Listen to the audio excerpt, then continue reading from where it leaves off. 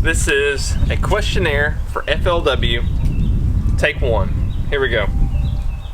Who's the last pro you want to see on your spot? I'm going to say John Cox, because if he found him, he's going to catch him. Anyone else, I might have doubts. Well, that would have to be any of the FLW Pro Circuit anglers, because it is just bad news when anybody's on your spot, no matter who it is. The last pro I want to see on my spot's Ron Nelson. That guy in the last 2 years is just kind of scary good. So if I see him, I might as well just keep going, because I'm not going to catch one there.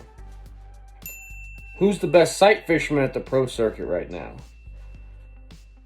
The best sight fisherman, hands down, John Cox. Year in, year out, when you can't see one, when you can't even see the bottom, somehow he catches a whole limit sight fishings in the top 10. It's kind of after a while, it's just stupid. I don't even like it. He's too good at it. All right, who's the best sight fisherman on the pro circuit? Okay, here we go, John Cox. He's for two. That's hands down Ron Nelson. Who's the luckiest pro on the pro circuit right now? Again, definitely Ron Nelson. Laramie Strickland, because he caught the most giantest bag on his home lake and he won. And just to have everything go perfect on that day too, to catapult him to a win, I feel like he's really good, don't get me wrong, but that takes a special lucky day. I don't really want to say there's luck, but if I had to say lucky, Gray Buck is on a tear for big ones. I think every tournament he is pretty much, one day he's caught like an 8-pounder or a 7-pounder or 2 7s. At Harris, he caught like 23 pounds and had big ones, and I fished like 100 yards. He actually fished places that I fished. I caught small ones, he caught big ones. So I'm not going to say he's lucky, but he's been real lucky. Who's most due for a major win? I'm going to say me, because I really feel like I deserve to win. Definitely Ron Nelson. Not going to lie, I'm due for a major win. I keep thinking it's going to happen, and it just hasn't, and I've been real close at times. I've got a second, I think a third, and a fourth, so I'm due for a major win. It has to happen eventually. Who do you want to go have a beer with? Well, I don't drink beer, so I'd probably go have a Slurpee, and it'd probably be with Rob. I'll say Tom Reddington. He's a cool, down-to-earth dude. He's very professional, but I think he likes to party. Hands down, if I want to go have a beer, I always want to be with Terry Bolton and his wife. Not only is he awesome and down to earth, she's a riot to be around. So if I want to have a beer, it's them two. Who was your fishing mentor?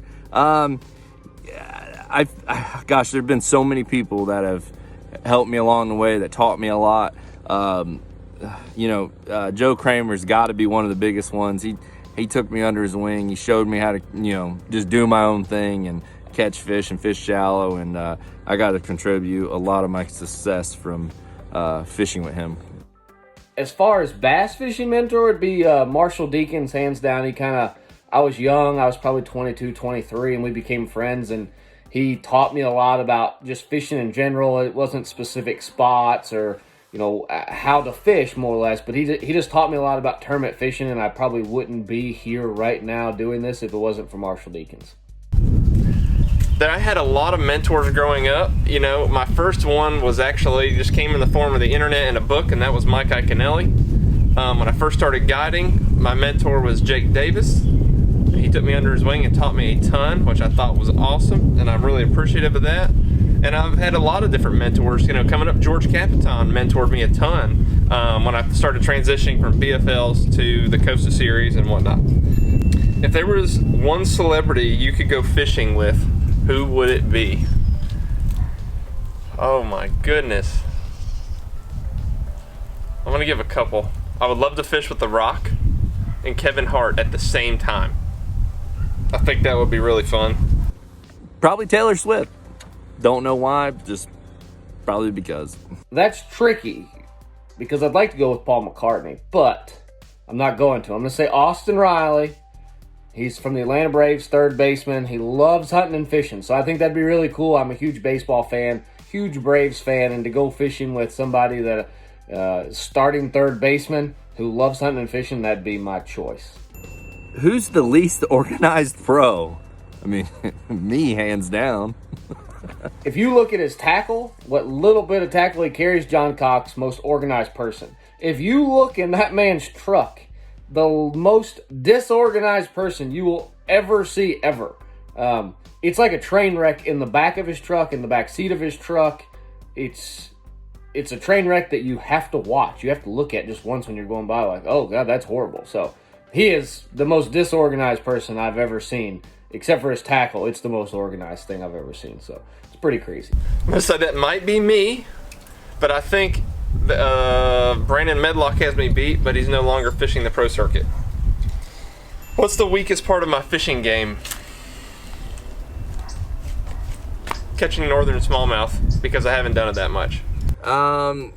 It would have to be the focusing part. I struggle focusing. When I start rigging my rods, I spread them out everywhere, and I do a little bit on each one, and it takes me hours and hours just to get dialed in. So that's probably my biggest struggle, being able to stay on task. Hands down for me, the weakest part is sight fishing. That whole right at pre-spawn, spawn, I just despise it, honestly. I hate it. And it's not even something I'm really willing to try to get better at. I know every year I say I need to get better, but if you look at my finishes, like pre-spawn up till like the water's near 60, I usually do real well or do good. And then right there at that, they're going on bed, they're on bed. Every year for 7 years now, it's the worst finishes ever. They're always my 90th and 100. And then as soon as I get done spawning, I pick up right where the pre-spawn left off. So case in point, this year we've had 3. One of them was pre-spawn, top 10. The next 2 have been right there around spawning. People cut them off the beds, and I have like 90 and 100. Luckily, the next 4 all going to be post-spawn. So definitely the weakest part, sight fishing. That's all the questions. We need more questions. I like them. See you guys. See you on the water.